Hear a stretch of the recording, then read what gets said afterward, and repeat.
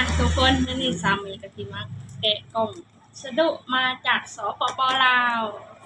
ว่าเราสั่งอะไรมา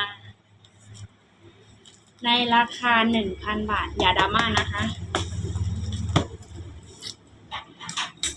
มาดูกันเลยว่ามีอะไรแป๊บ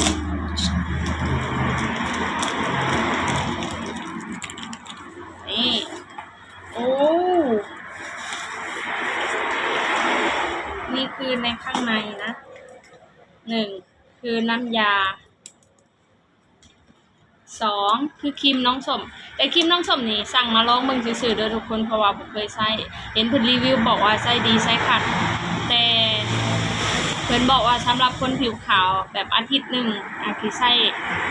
เทื่อ1หรือ2เทื่อหรือ3เทื่อใจสามีเป็นคนผิวขาวอยู่แล้วก็อยากเอามาลองเบิ่งซื่อๆว่ากี่ดีตามที่เพิ่นรีวิวบอก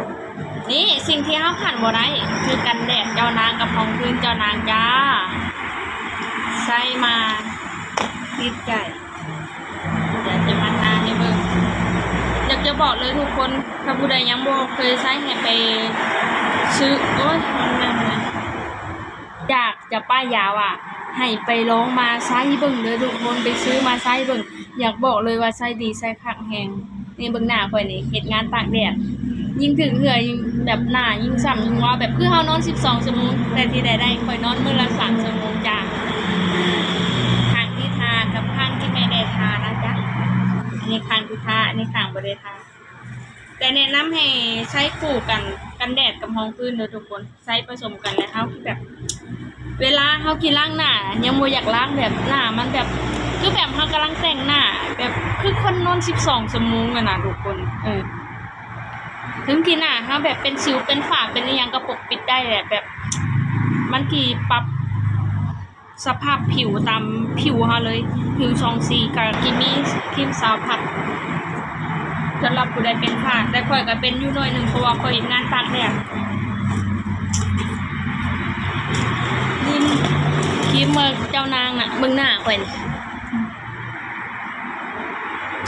แบบมันถึกแดดถึกเหื่อเฮาออกนี่แบบทุกคนบ่ต้องห่วงว่าย่านครีมมันไหลออกตามเหื่อกระดานเฮาไปล้างหน้าน่ะพรมล้างหน้าน่ะยัง2รอบ3รอบค่อยล้างรอบแรกน่ะยังบ่ค่อยออกรอบ2รอบ3ก็คือค่อยล้างแบบล้างให้มันเพื่อบ่ให้มันตกค้างนะข่อยย่านมันเกิดสิวข่อยก็เลยล้างหลายรอบเนี่ยนี่เจ้าเบิ่งในข้างที่ทากับบ่ได้ทาเนี่ยความแตกต่างนะจ๊ะอันนี้คือกันแดดเจ้านางข้างนี้คือบ่ได้ทาข้างนี้ทานี่เหมือนกันไหมจ๊ะจบรีวิวบ่ได้ขายเด้อทุกคนแค่มารีวิวยินดีบอกต่อเพราะว่าของมันดี